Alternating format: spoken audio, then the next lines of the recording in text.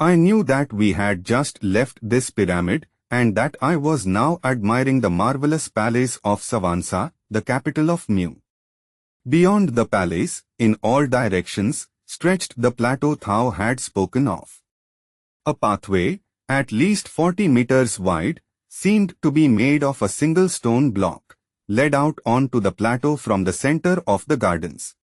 It was bordered by 2 rows of massive shade trees interspersed with huge, stylized statues.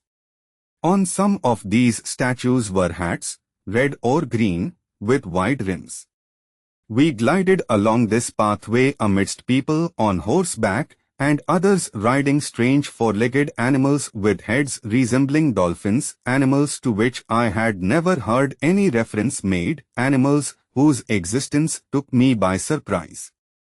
These are Akitpeos, Michel, which have long been extinct, it was explained to me. This animal was the size of a very large horse, with a multicolored tail, which he sometimes spread like a fan, similar to the tail of a peacock. Its hindquarters were much broader than those of a horse, its body was of a comparable length, its shoulders emerging from the body like the carapace of a rhinoceros, and its forelegs were longer than its hind legs. All of its body, except for the tail, was covered in long grey hair.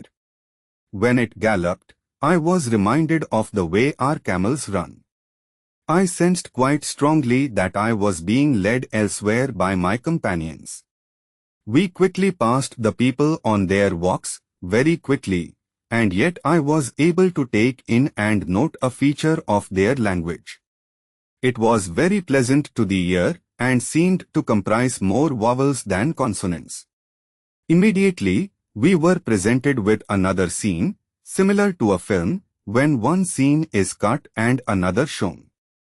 Machines, exactly like the flying saucers dear to the writers of science fiction, were lined up in an immense field on the edge of the plateau.